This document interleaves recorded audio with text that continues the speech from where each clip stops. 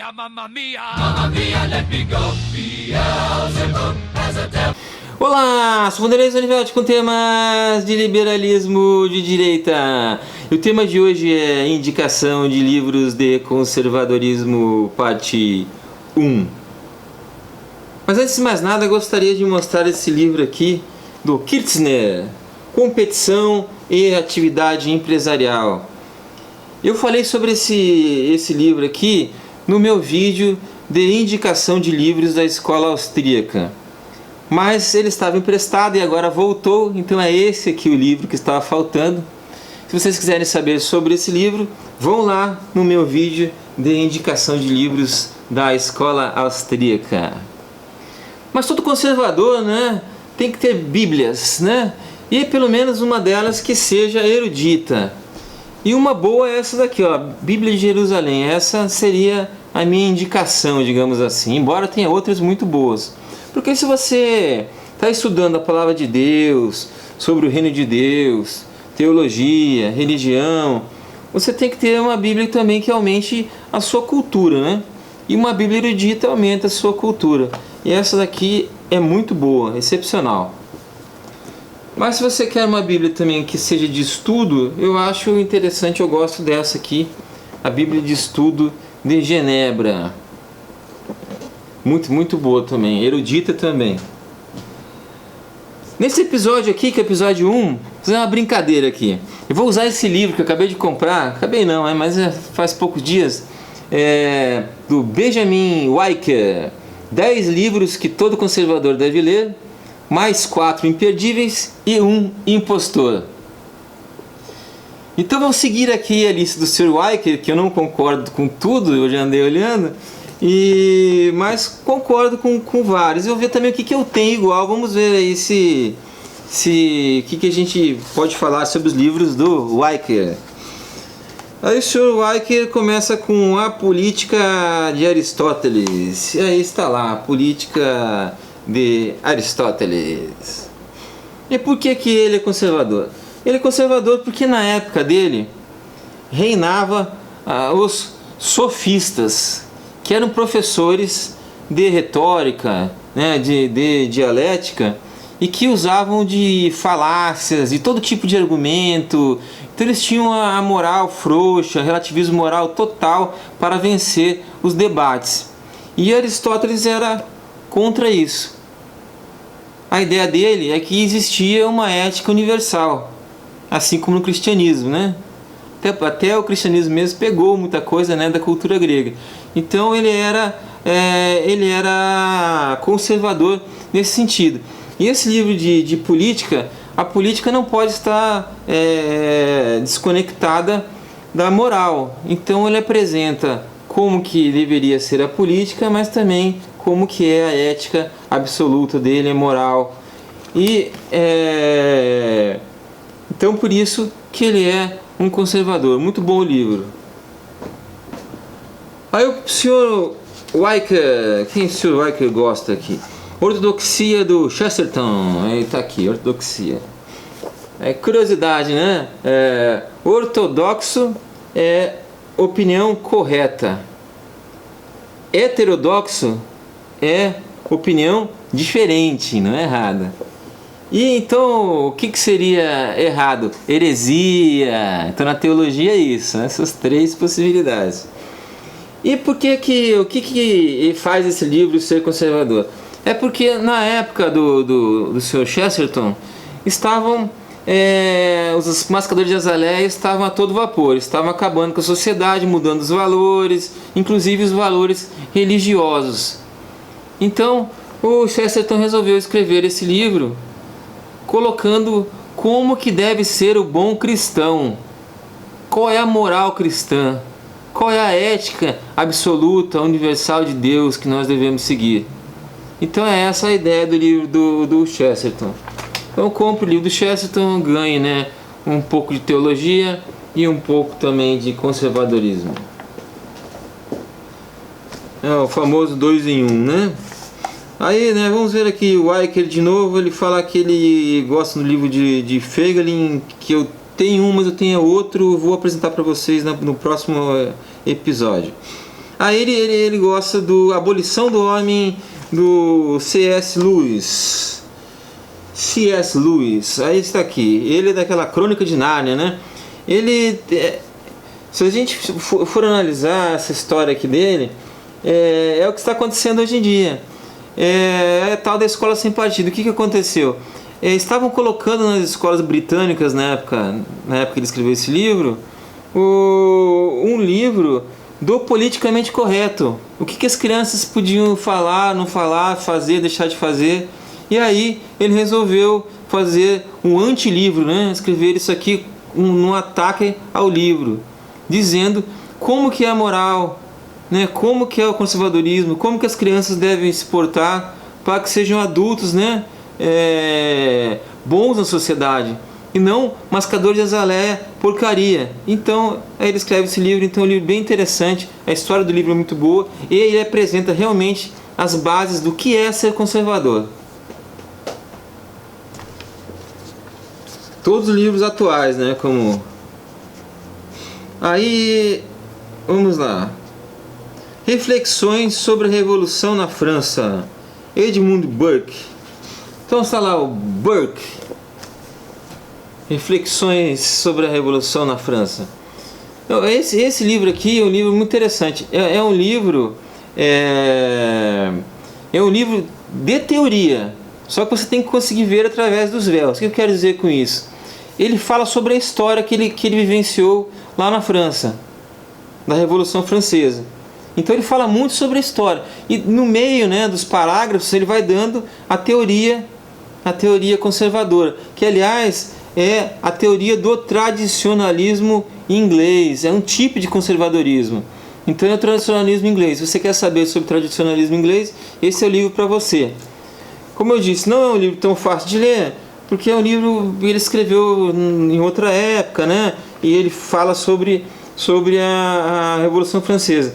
E ele coloca aqui, inclusive, e demonstra por A mais B, claro que ele não fala isso porque não existia socialismo, né? Mas que é um socialismo. Porque o liberdade, igualdade, fraternidade, a liberdade era liberdade do coletivo, né? A igualdade é isso, todo mundo igualzinho, igual no socialismo. E a fraternidade também. Então são conceitos que não são conceitos bonitinhos como nós achamos, não. E aqui ele mostra também como que funciona um estado desse tipo, de exceção. Ele as mortes, as guilhotinas, os fuzilamentos, então tá tudo aqui. Então indico também para vocês darem uma lida aqui, que vocês vão conhecer sobre tradicionalismo inglês. Aí qual que é o próximo aqui que o Sr. Weicker acha muito bom? Ele acha muito bom A Democracia na América, de Alexis de Tocqueville. Então tá aqui, Alexis de Tocqueville tá aqui. A Democracia na América. Aí o Tocqueville é um francês, né, até pelo nome, e ele vai para os Estados Unidos estudar as instituições americanas. E aí ele acha pouco, né? Ele escreve a parte 2.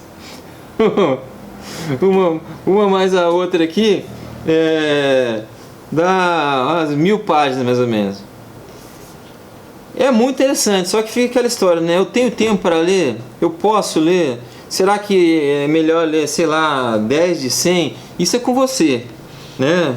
Mas só que compre um livro desse aqui, como eu falei, um manual. Compre um manual. Por quê? Porque aqui tem o capítulo da Democracia na América do Tocqueville. E o que ele faz aqui nesse livro? Ele dá um resumo do livro. Ele fala sobre o autor. Ele dá as opiniões pessoais dele. Então você vai ter uma boa aí, sei lá, 20, 30 páginas falando sobre o livro. Então eu vou te dar uma boa ideia de como é o livro. Até para você comprar ou não. Aí você lê aqui e fala, pô, gostei desse livro aí, vou comprar o livro mesmo de verdade. Aí você, gasta seu dinheiro no livro.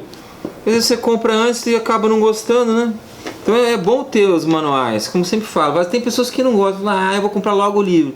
Tudo bem, compra o livro, mas conta e risco, porque eu já comprei livro e não gostei. Esse aqui eu gostei.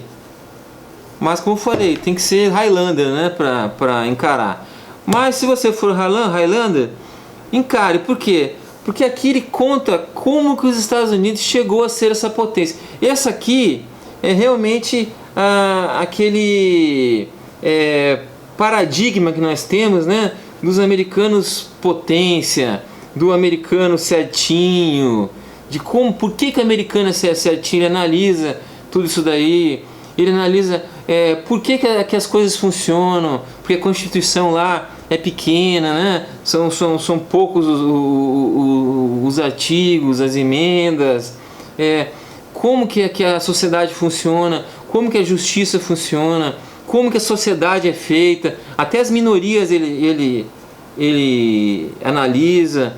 Então ele faz uma análise realmente profunda da sociedade americana. Então aqui é conservadorismo americano, não é mais inglês, não é tradicionalismo, é um conservadorismo com sabor francês, mas é excelente. E esqueci de falar, e ele fala sobre como que a economia lá funciona, por que eles se tornaram uma economia tão pujante, por que eles são referência no mundo, porque é mais ou menos como se eles seguissem esse livro aqui, que eu não vou apresentar hoje porque é de outra área, A Ética Protestante e o Espírito do Capitalismo, de Max Weber. Embora Weber seja conservador, aliás, mas não é para agora, é para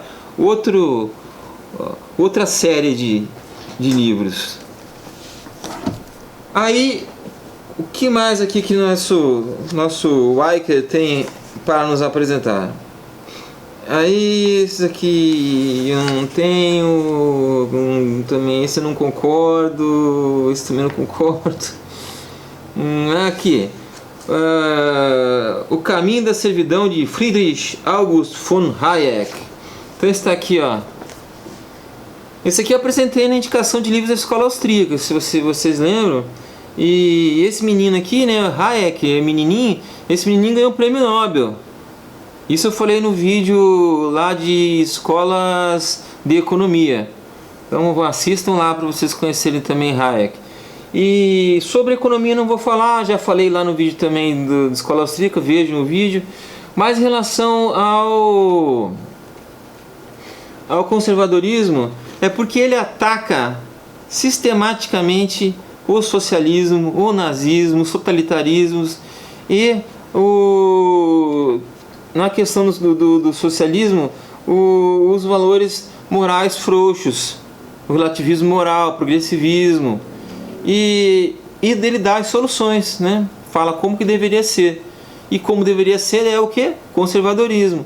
Inclusive ele fala que tem capítulos sobre individualismo e sobre coletivismo, e o individualismo somos nós, e somos conservadores. Então está aqui Hayek, excepcional, tanto do lado econômico quanto do conservador.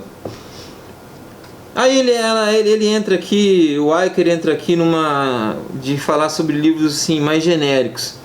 Aí ele fala sobre o Shakespeare, fala sobre Jane Austen, sobre Tolkien, né, Senhor dos Anéis. Ele fala sobre a Bíblia de Jerusalém, juro que eu não tinha visto, mas coincidência. Ainda bem que apresentei outra Bíblia também, né? Em Hand. Bom, aí vamos falar então aqui, ó, Jane Austen, Razão e Sensibilidade. Aí eu tenho aqui lá, Razão e Sensibilidade. Bom, já vou avisando, eu não gosto de romance, não leio romance, eu detesto romance, mas só que já li muitos romances. Não sei, sempre calha de eu ter que ler algum romance e acabo lendo. Esse aqui eu li da malandragem. Esse aqui eu tava paquerando a moça, que ainda não tava, né, não tinha fechado o contrato. E aí eu falei, pô, vou ler o livro, né, porque ela adorava Jane Austen. E ela gostava do filme, né, também, desse Razão e Sensibilidade, mas gostava mais do livro. Eu falei, vou ler o livro também. Aí eu li o livro.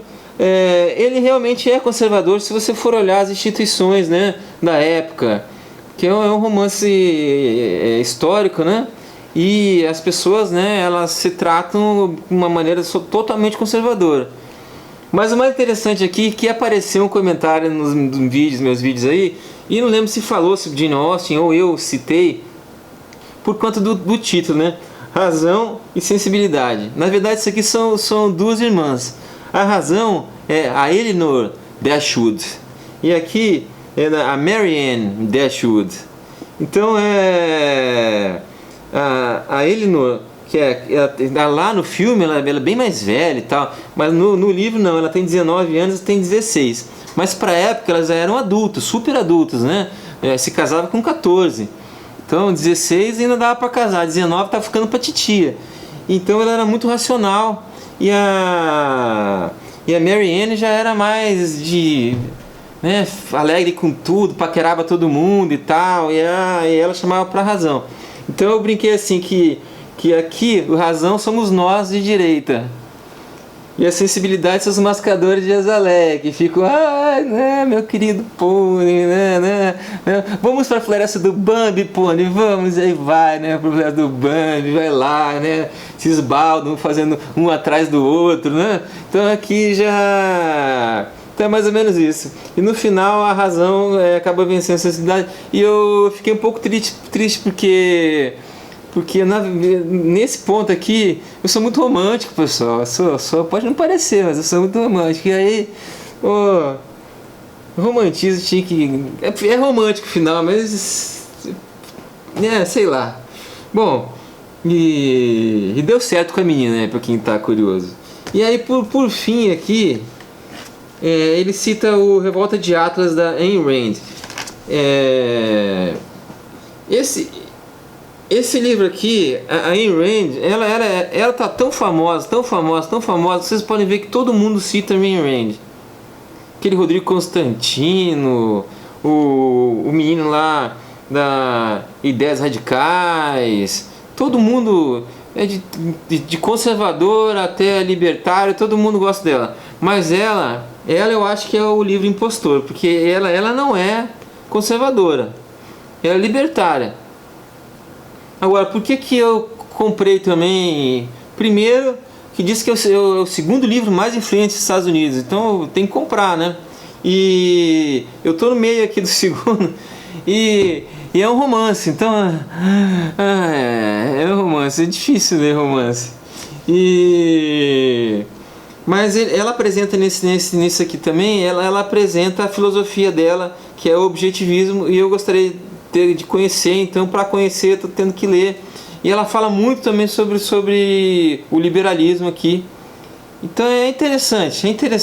Para quem quer saber sobre liberalismo e não gosta de ler teoria e gosta de ler romance, compra isso aqui que não vai se arrepender. É muito bom mesmo, é muito bom. Só eu já falei que eu não gosto muito, então não adianta. E é isso aí, pessoal. Espero que vocês tenham gostado. Um grande abraço e até a parte 2. Tchau, tchau!